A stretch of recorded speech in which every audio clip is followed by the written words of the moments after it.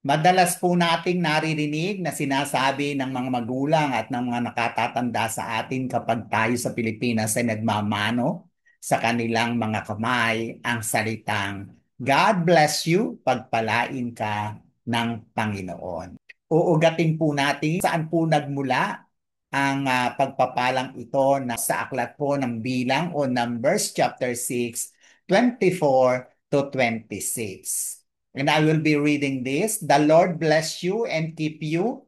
The Lord make his face shine upon you and be gracious to you. The Lord lift up his countenance upon you and give you peace. Ito ang gagawin ng mga pari o mga saserdote sa pangunguna ni Aaron. Kaya nga tinatawag din po ito ng marami mga scholars na the Aaronic blessing. Tingnan po natin kung ano pong ibig sabihin ng bawat linya ng Aaronic blessing na ito, ang pagpapala ng Diyos na binanggit niya na lagi dapat sasabihin ng mga pari o saserdote sa kanilang panahon, sa panahon ng mga Israelita, ang blessing na ito. Una po makikita po natin dyan, the Lord bless you. Ano po ang ibig sabihin ng the Lord bless you? Makikita po natin dito na ang Diyos dahil tunay na umiibig siya sa kanyang bayan, sa mga tao na kanyang pinili, ay nais niya ang pag-ibig na ito ay magdala ng pagpapala sa kanyang mga tao. Na pinapakita nito na ang lahat ng mga blessings o pagpapala ay tunay na nangyagaling sa Diyos mismo. Ang Diyos ni Abraham, ni Isaac at ni Jacob, ang Diyos na may gawa ng langit at lupa, ang pinanggagalingan ng lahat ng grasya, pagpapala, gayon din ng pag-asa at kapayapaan. Sa isipan ng Diyos, lagi na nasa kanyang isip na pagpalain niya ang kanyang bayan o ang mga tao na sa kanya ay tumitiwala. At ang pagpapalang ito ay binubunga ng pinakamataas at pinakamabuting kalagayan sa bawat isa, lalo na sa bansang Israel o sa mga bayan ng Diyos hanggang ngayon sa ating panahon. Maaari na maraming mga tao na kapag sinabi mong God bless you, naiisip nila na yayaman ka, magkakaroon ka ng mga magandang bagay sa buhay o kaya ay magtatagumpay ka sa iyong trabaho, mapopromote ka. Ngunit higit pa dito sa isipan ng Diyos, kapag sinabi natin na God bless you, ito ay higit sa kaligayahan o kasiyahan, higit ito sa kayamanan at sa comfort ng buhay. Ikalawa, and the Lord keeps you. Ang ibig sabihin po ng the Lord keeps you kasi marami po sa tao na maaaring sila ay itinatago sa kanilang mga problema o iba naman ay sa kanilang mga kasalanan ang tumatakip sa kanila o lumulukob sa kanilang pagkatao o kaya ay mga evil desires. Yung iba ay naaalipin na mga pagkasamba sa iba't ibang mga idolatriya o sa iba't ibang mga idols. Marami tayong mga nababalitaan, maging ngayon sa ating panahon, yung mga congressman o mga politiko na sangkot sa maanumalyang flood control, maaaring ang iba sa kanila ay nilulukuban ng pagkaganit sa salapi na imbes na ang kabutihan ng marami maisip ay pansariling kabutihan. Mga negatibong bagay na pwedeng lumukob o tumatakip o sa mga tao, no po. Pero kapag sinabi na the Lord bless you o the Lord will keep you, ang Diyos mismo ang siyang mag-iingat sa ating buhay, bibigyan niya tayo ng kapayapaan at tagumpay sa mata ng Diyos. Gayon din kabilang sa pagpapalang ito, the Lord makes His face shine upon you. Ang tanong po dyan ay kapag kayo po ba ay nakikita ng ibang mga tao, nakikita kayo ng inyong mga kapamilya, mga kaibigan o kaya kasama sa trabaho, ano kaya nakikita nila sa iyong mukha? Pag dumarating ka, ano po kaya ang kanilang nararamdaman? Pag sinabi pong The Lord makes His face shine upon you.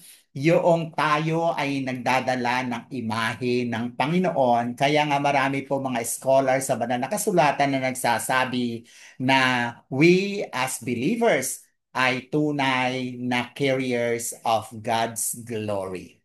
Yung kaluwalhatian ng Diyos dapat ay nakikita mga mukha sa ating mga buhay. At kapag mismong ang Diyos ang tumitingin sa atin, hindi dahil sa ating kabutihan, hindi dahil sa ating mga nagawa, hindi dahil sa ating mga naabot, o hindi dahil sa marami nating mga kayamanan sa lupang ito.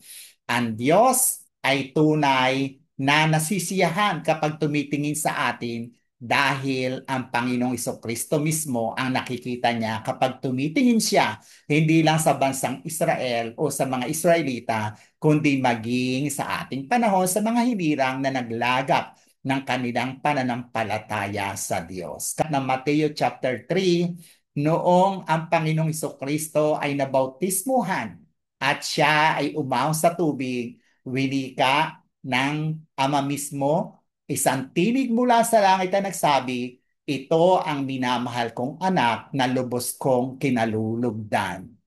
Ang Diyos kapag tumitingin sa tao, nananampalataya sa ginawa ng Panginoon Kristo doon sa krus ng Kalbaryo at isinasabuhay niya ang kanyang pananampalataya, tunay na sabi nga ni Spurgeon, a look of approval from God creates a deep, delightful calm within the soul. Nagbibigay ito ng tunay na kapanatagan ng kaluluwa ng isang taong tumitiwala sa Diyos dahil nga mismong ang Diyos kapag tumingin sa atin, sapat na ang Panginoon Kristo na nakikita niya sa ating mga buhay. Ang karugtong ng pagpapala and be gracious to you. Maliwanag po na ang katangian ng Diyos, ang Diyos ay tunay na punong-puno ng pagpapala, gracious. At pag sinabing grace, sabi nga natin lagi tinuturo, it is unmerited favor na lahat ng tinatanggap natin sa buhay, lahat na nangyari sa bansang Israel habang sila ay nasa ilang, yung mga pagkain na pinadala ng Diyos, yung mana, yung pagtanglaw ng Diyos sa kanila, sa gabi, pagbibigay sa kanila ng init sa pamamagitan ng haliging apoy at maging yung haliging ulap na siyang gumagabay sa kanila sa araw ay biyaya ng Diyos. Hindi karapat-dapat ang bansang pinili ng Diyos sa mga pagpapalang ito.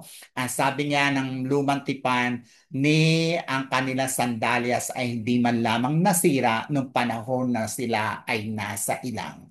Pagpapalang tunay na galing sa Diyos dahil ang Diyos ay mapagbiyaya. Binibiyayaan ng Diyos ang bawat isa sa atin sa ating panahon, ang ating kalakasan, ang mga bagay na ating tinatanggap, higit pa sa ating mga pangailangan, ang masayang pamilya, ang pananampalatayang ating nasumpungan ay tunay na nagpapakita na ang Diyos natin ay tunay na Diyos na mapagbiyaya. The Lord lift up His countenance upon you.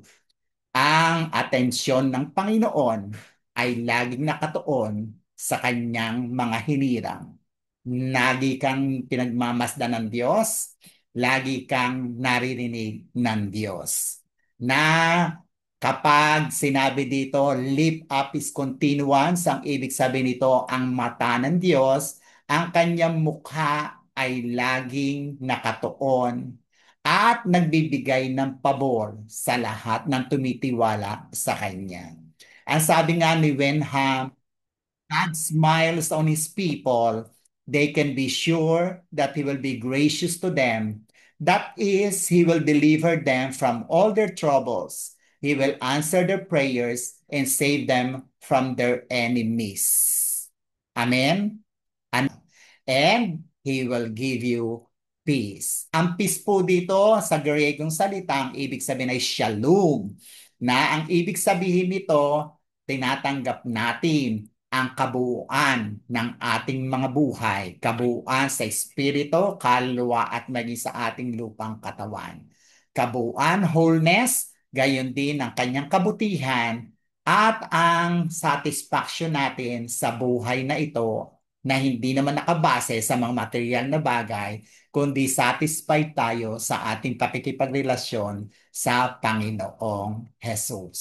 At ito yung katunayan na sinabi niya sa John 10:10, He came that we may receive abundant life. Purihin ang Panginoon.